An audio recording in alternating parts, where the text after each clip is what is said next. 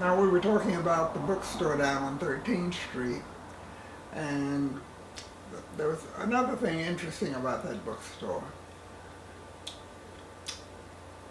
At some point later, I found out that James Foreman of SNCC was tutored by the same man on 13th Street. And John, I think, James at that time was going to one of the Ivy League schools for his master's, and that's where he was getting his books and being tutored. Now, I didn't find this out until after the fact, but I thought it was just very interesting. I wondered how many of us that were coming in that store that he treated that way and was helping us get through. And the other bookstore that I was associated with was on 125th Street itself, called the Frederick Douglass Bookstore. And that bookstore was ran by Mr. and I want to say all of his name, Richard B. Moore, B like in boy. And he was a very distinguished looking man, stood up straight, tall, and he was from Barbados, and he owned that bookstore. And I got to know him, and I really got to know him well through Dr. John Henry Clark. He and Dr. John Henry Clark was friendly. And they had all kind of meetings, they had committees, and he had published a self-published book called The Name Negro and Its Evil Use. And that was a big hit. In fact, I think that book now is a collector's item. And he helped me a lot. Between he and Mr. Mashaw, they gave me more books than I probably ever bought from them. Say I asked Mr. Moore a question.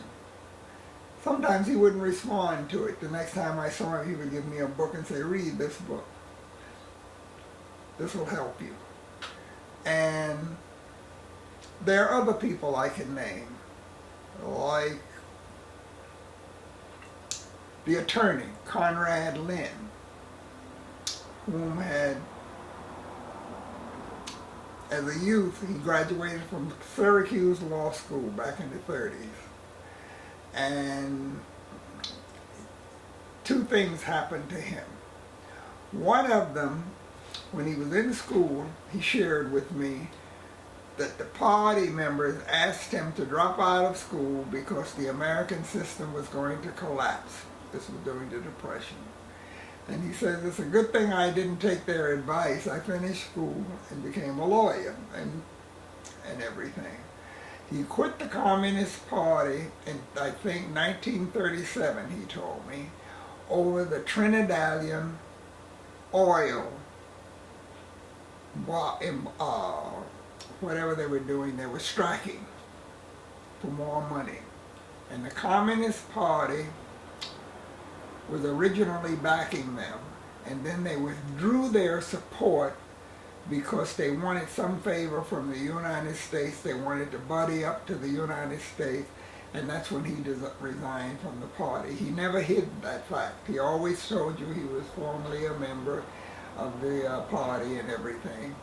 And he was another person that helped me, and he introduced me to so many different things because he knew quite a few people whom had fought in what was it? In Spain, which is in the middle 30s, and he knew people whom had wanted to fight in Ethiopia, for Ethiopia against Italy. So he knew all of these different things. And then there was another person that I knew from the Renaissance. I knew Alexander Gumby. Now, Mr. Gumby was a very tall, dark-skinned man, very distinguished, and he wore these pinch glasses. Like, you know, those pinch glasses, when someone says something to them exciting, they fall off and they're on like a ribbon or something. And he was one of those kind of men. They said I heard and read that he had one of the baddest studios during the Harlem Renaissance. They used to have all kind of parties. Like, for instance, when Du Bois's son-in-law, County Collin, ran off with his lover, they had a big party in his studio, I was told, to celebrate, because any kind of scandal was good. If you were divorcing your wife or something like that, they always had a big party, he told me. And he was a scrapbook maker. He introduced me to an awful lot of books and just an awful lot of things about the Harlem Renaissance. And I remember when my daughter was just 2 years older than your daughter now, he offered me his stamp collection. And I says, Mr. Gumby, I can't take that stamp collection because I'm not really interested in stamps and I don't take things I don't need. He said, well, give it to your daughter. I said, she's only 4 or 5 years old. She's not interested. So I don't think you should do that. Now, to be truthful, I'm sorry I did not maybe accept his offer, because he gave his collection to Columbia University. And his collection at Columbia University, when they put it on display every so often,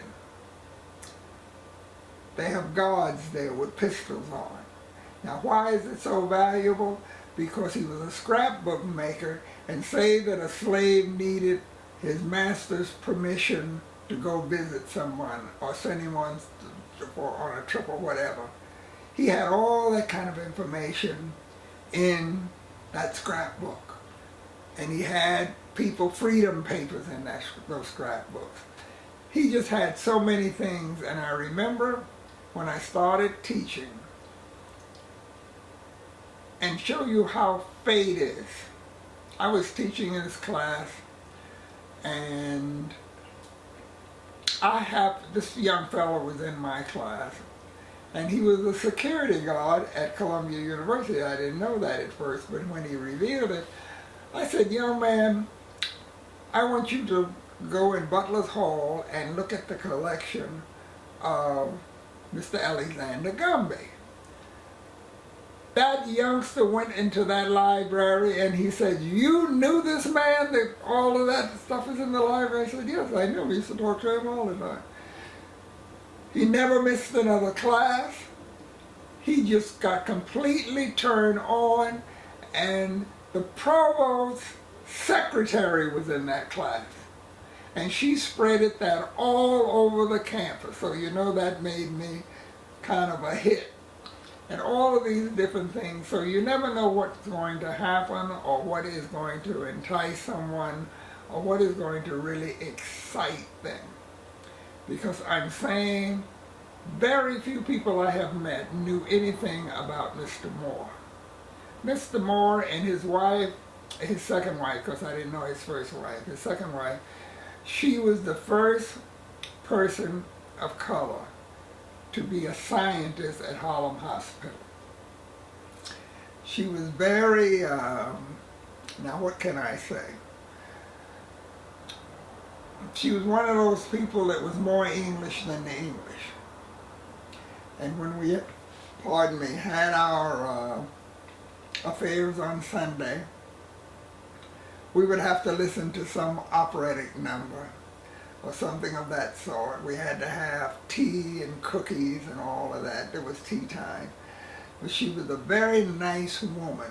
Now, they tried to give me some kind of class because it was through them. And they would take me to see people at Carnegie Hall to see Horowitz, Vladimir Horowitz, the great pianist. And had me sitting with people whom understood music so well, they would be sitting there with sheet music, reading it along as the person was playing. So I found all of that kind of interesting. And Mr. Moore was very nice to me. And that's why I have photos of some of those sessions. And to show you I was not hiding, I used to invite my mother, my sisters. My daughter was always with me, and I always had those people with me or tried to get them involved in some of the things that I was doing in Harlem. Because people thought I lived in Harlem, but I did not live in Harlem. But the idea is there was so much excitement, there was a certain life to Harlem. Because I can remember Harlem when I was younger. And that Harlem that I knew was a beautiful place on the weekends. You'll see people shopping on Saturdays, on Sundays. Everyone got dressed, including the wino. Took a bath and dressed on Sunday. So that was like a sacred day for everyone. And doing all of those kind of things and witness them, it gives you a certain thing about life. And also there used to be, we used to call them street corner speakers. They used to be on the ladder. And I mean, you know, everyone would crowd around. It was by Chuck Full of Nuts, where the Teresa Hotel is at today. And they would be there talking about all kind of politics. You had the followers of Marcus Garvey, like Carlos Cook. All those people used to be on the corner on the ladder. And I remember one day, one of them knew me from the bookstore, and he says, "I'm going to let you talk for 10 or 15 minutes on the ladder." Now, for you to be talking on the ladder, that was really an honor that they let you speak on the ladder. So I was speaking on the ladder, and I talked about Ethiopia. And I'll never forget it. When I finished, this fellow walked over to me and he says, "Young man, that was a nice talk you just gave." He says, "Have you ever been to Ethiopia?" I said, "No." He says, "Do you know what the word means?" I said, "No." He says, "I think that you should really study that subject." He said, "I like your style and everything." And guess who that fellow was? He was a fellow that had played trombone. He was a trombone player. And they used to call him Trouble. I don't remember his name. He used to, whenever he played in the band, he would sit in a swivel chair, because they did sit in swivel chairs in those days. And he was always moving from side to side in his chair when he was in the band. And I found out later, he was one of those musicians that had converted to Islam, and along with many others like Art Blakely and all of them. They changed their names, and Edmund Gregory. And I knew all of those fellas. And they were influenced, if I'm not mistaken, I don't want to spread ignorance, we have enough of that. I think they belong to the Ahmadiyya movement of Islam, because I have some of their literature till this day, and I think that was what they belong to. And now, they never bothered me, like they never tried to make me get high or any of those things. And I was looked at as an egghead. And an egghead was a person whom I think is always studying or something and all of that kind of foolishness. Until this day, I know some of these musicians are well up in age. And I'll name one of them, because I was listening to his new recording recently, and that's the guitarist Kenny Burrell. Kenny Burrell is a gentleman, always, and I tried to get him to go to school and get his PhD. Now Kenny is one of those musicians, has never looked for a job. And he used to play with the top jazz people and everything. And Japan used to love him. And they would invite him over there, and when Japan invites you there, you could just ask for some ridiculous things and it would be in your room, and they would do all of that for you. And that lifestyle never appealed to me, even though I knew many people and all of that. It never appealed to me. But I liked being around that music, because I always loved that music. My mother loved music. My mother played the piano very well. She could sing and things of that sort. And as I think back on it, they expected me to be something. They expect for me to, I think, really contribute. Now, I don't know whether I ever came close to what they expected of me. However, I have a string of students that has always kept in touch with me, and that makes me feel good, because some of them have done very well in life. And one is a top lawyer and everything, defense attorney, and I just think that my life has been rewarded. And I always swore as a youngster I would never be a teacher. Now, why did I say that? Because even as a youngster, I knew teachers didn't make money. They always had a nice place to stay, but they didn't make any money. And being a youngster, I wanted to have money in my pocket. And I wanted to be around the women and all of that kind of stuff. So I cannot say that I was a goody-goody foo-foo. I was among the worst offenders. And all of those things happen, and you're just happy that you're still here. You're happy that you're still trying to contribute, because your life could have taken altogether other ways. And it's just interesting how knowing all kinds of people can broaden you. Because those sessions at the bookstore on Sunday, I've never seen anything like it before or since. And have all of these people there, like John G. Jackson, you name them, they were there. Skinner, Elliot Skinner, up at Columbia University. And they can't deny they were there, because I have photos of them sitting on the platform, so they can't deny they were there.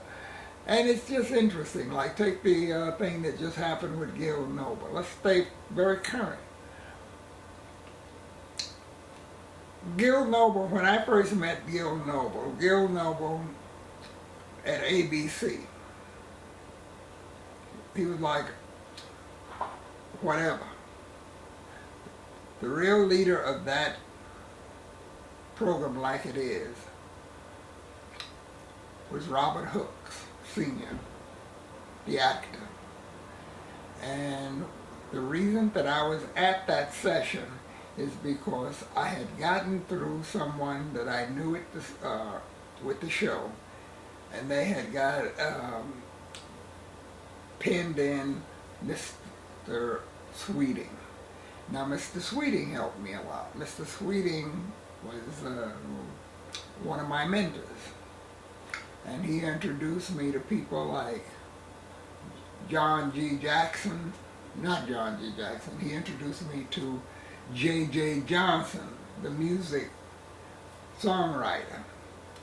He introduced me to people like Robert Pius, the outstanding artist.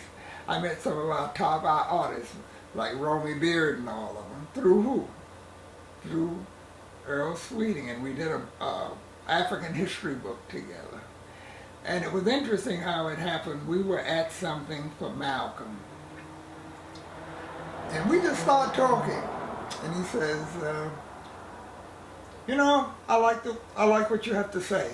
He says, we should do a project together. I painted all these pictures, and he told me, and he gave me the card and everything that they had made for the picture, for his paintings in Ghana. He says, we should do a pamphlet. I said, okay. And it obviously must have impressed him, because I called him up. I said, I'm ready. He says, you're really ready? So we sat up a meeting in a restaurant. We made the deal. And that's how that African pamphlet came about. So it's as I always say, you never know what life is going to offer you. And I have been fortunate in other ways, for I have been offered quite a few things that I turned down. And one of the things that I was offered that I turned down working for the United States government. Howard B. Woods offered me the job that people would almost kill for. I would have been in Africa 50% of the time. I would have had a diplomatic passport, and everything, and I told him I couldn't take that job. He had me to come to see him at his office in Washington, and he was empowered because of Lyndon Baines Johnson. And he had direct line to Lyndon Baines Johnson, and he wanted to hire me. And I told him, I said, I'm very elated over your offering me such a position, because I know that we're not offered those kind of positions very often. And he said he respected my opinion. I said, how would it look if I go back to Africa and I have an American diplomatic, they would think I was a spy all the time. And I thought, I can't afford that. And I would be drummed out of my neighborhood. Because here I am going around demonstrations, and that's in my past and everything, and all of a sudden I end up working for the United States government. So that was how we handled that situation. And it was Mr. Lynn, Conrad Lynn, that caused me to get that article with Ramparts. Again, just being, and I didn't plan that. I was doing that only because I was interested in it. Now, I mean, I didn't realize how dangerous it was until afterwards, because to me it was exciting. And I have a tape of a lot of it. I mean, much of it I have a tape of. I have a tape of two instances that's not really there. I'm talking about people hadn't, and I think only one radio program have ever heard that tape. I have a tape of the police leaning on my car shooting. Bullets were flying all over the place, shells were all over the ground. Some of them were not even dispensed. That's how fast they were changing the bullets in their guns, and it was really interesting.